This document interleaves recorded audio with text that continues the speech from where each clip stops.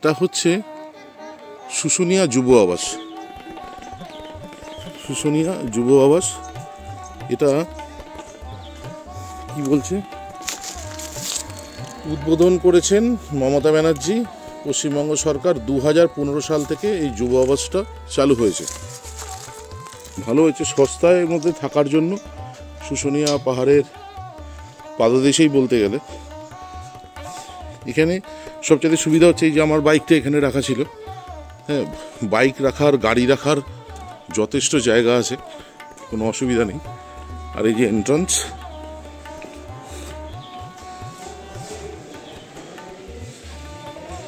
এইখানে হচ্ছে রিসেপশন। এইখানে ম্যানেজার বাবুরা বসেন। আর এইখানে শুশুনিয়া যুব আবাসের সমস্ত ডিটেল দেওয়া আছে। এখানে যা যা প্রয়োজন করবে এখানে দেখুন দেওয়া আছে। এই যে খাবারের হোটেল, মানে আপনি ফোন করলে ওরা এই যে নাম্বারগুলো দেওয়া আছে, ওরা আপনার এখানে খাবারের ডেলিভারি করে দিয়ে যাবে। আচ্ছা, এখানে আপনি দল নিয়ে আসলে, মানে অনেক বড় গ্রুপ নিয়ে আসলে, সেখানে আপনার রান্নার ব্যবস্থাও আছে। এইখানে এই কিচেনে আপনি এই যে এইখানে আপনার কিন্তু রান্না করে নিজেরা রান্না করতে পারবেন, রান্না করে। আর এই ডাইনিংয়ে আপনার বিরাট বড় ডাইনিং, প্রায় 40-50 জন বসে যেতেই পারবে। এখানে আপনারা খাওয়া দাওয়া করে নিতে পারবেন। আর পানীয় জলের ব্যবস্থা আছে, অ্যাকোয়াগার্ড লাগা আছে, একটা অ্যাকোয়াগার্ড লাগানো আছে, আর একটা কেন্টের দুখানা পিউরিফায়ার লাগানো আছে। আর পাখা অনেকগুলোই দেওয়া আছে, পাখা, আলো, এসব মানে প্রচুর ব্যবস্থা এখানে। মানে গরম লাগবে এরকম কোনো ব্যাপার নেই। অনেক পাখা, মানে পাখা নিয়ে কোনো কমপ্লেন নেই। একটা দুটো এই রিসেপশনে রেখে নেই।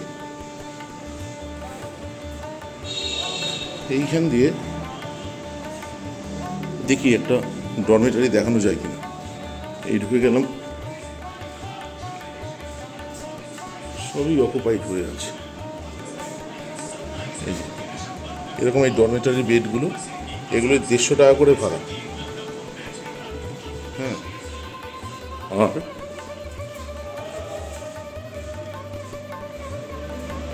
ওইখানে যে বাইকগুলো রয়েছে ওখানে ম্যানেজার বাবুদের ঘর, ওনারা ওখানে থাকেন, এখানকার স্টাফরা। আর এই আমি দোতলায় উঠে যাচ্ছি। এই সিঁড়ি দিয়ে উঠে আমরা দোতলাতে চলে আসলাম। এই দোতলার বাঁদিকে এই কতগুলো পরপর ঘর আছে। এটা 203 নম্বর রুম, আর এখানে 204 নম্বর। দুঃখের কথা হচ্ছে যে আমি রুমগুলোকে খুলে যে আপনাদের দেখাবো সেই সুযোগ কম, কারণ সব জায়গাতেই প্রচুর লোক রয়েছে। পুরো ওই বারুণীর মেলা উপলক্ষে লোকে এখানে ভর্তি রয়েছে, সব কটা রুমই ভর্তি। আর এখান দিয়ে একটা ব্যালকনি, আর এখান দিয়ে এই শুশুনিয়া পাহাড়টাকে পুরো দেখতে পাওয়া যায়। হ্যাঁ, উল্টো দিকে এরকম শালবন। আর এই যে রাস্তাটা, এই অটোটা যেদিকে যাচ্ছে সেদিকেই হচ্ছে শুশুনিয়া পাহাড়। আর এই বাঁদিকের এই রাস্তাটা সোজা চলে যাচ্ছে দুর্গাপুর। এখান দিয়ে গেলেই শিমুলবোনা গ্রাম। আর এই পুরো ওদের কম্পাউন্ডটা প্রচুর জায়গা নিয়ে, অনেক ঘর আছে। আর ওগুলো কিছু কটেজ, আমি নিচে গিয়ে দেখাবো কটেজগুলো। আর এখান দিয়ে সরাসরি চলে আসলে এই 206 নম্বর রুম। হ্যাঁ, এখানে একটা রয়েছে 207।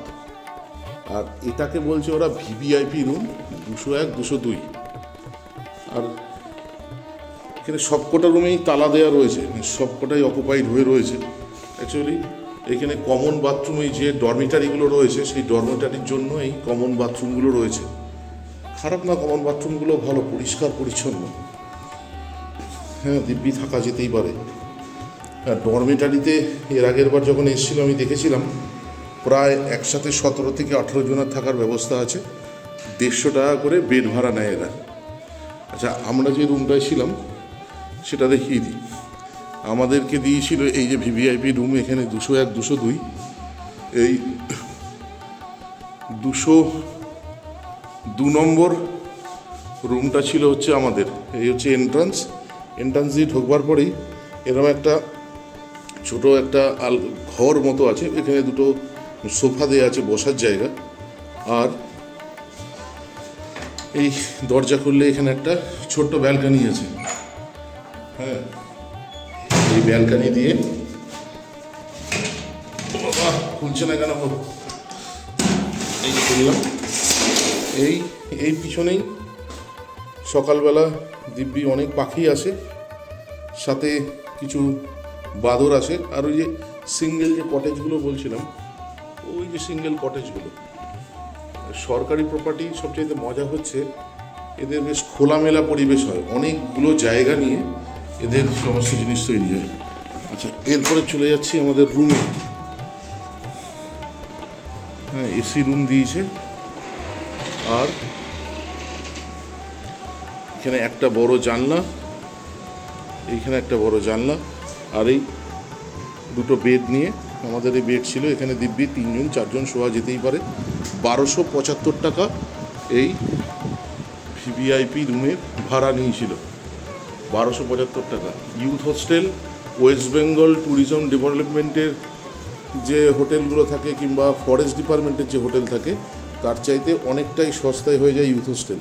শুশুনিয়া থাকার জন্য অনেকগুলো অপশান আছে, শিউলবনা ইকো রিসর্ট, তারপর শুশুনিয়া পাহাড়ের পাদদেশেই যেটা আছে বনলতা রিসর্ট বোধহয় না কি একটা আছে, তার বাইরেও এটা রয়েছে। সস্তার মধ্যে ভালো থাকার জায়গা হচ্ছে ইউথ হোস্টেল। আমি সবসময় গভর্নমেন্ট প্রপার্টিকে প্রেফার করি, আপনাদেরকে আগেও বলেছি। আর এইখানে হচ্ছে দিব্যি বসার জায়গা রয়েছে, হ্যাঁ, বসে আড্ডা মারার জন্য।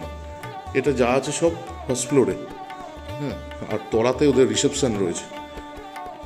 একটা জিনিস এদের নেগেটিভ, সেটা হচ্ছে যে এখানে কিন্তু চা খাবার কিছুই পাওয়া যায় না, আপনাকে সমস্তটাই নিজেদেরকেই ব্যবস্থা করতে হবে। 1 নম্বর। অবশ্য এখানে যে হোটেলগুলো আছে তাদেরকে যদি বলে দেন, ওরা এসে আপনার খাওয়ার সময় মতো পৌঁছে দিয়ে যাবে, নাহলে নিজেরাও গিয়ে দিব্যি খাওয়া দাওয়া করে নিতে পারে। এইখানে প্রশস্ত জায়গা রয়েছে, সাজানো সুন্দর বাগান, প্রচুর জায়গা। আমার সরকারি জায়গা ভালো লাগার এক অন্যতম কারণ হচ্ছে ইউথ হোস্টেলে তো কথাই নেই, সস্তা সুন্দর যাকে বলা হয়। এইগুলো সব কটেজ, এই একটা কটেজ রয়েছে, ওইখানে একটা কটেজ রয়েছে, আর এইখানে একটা কটেজ রয়েছে। এই কটেজগুলোর ভাড়া ওই 2500 টাকা মতো। আপনারা এর বুকিংটা কিন্তু অনলাইনে হয়। হ্যাঁ, প্রচুর জায়গা। এই যে এই বাবুরা সকাল থেকে এসে এখানে অত্যাচার করে, এখানে গাছের ফলগুলো খাবে।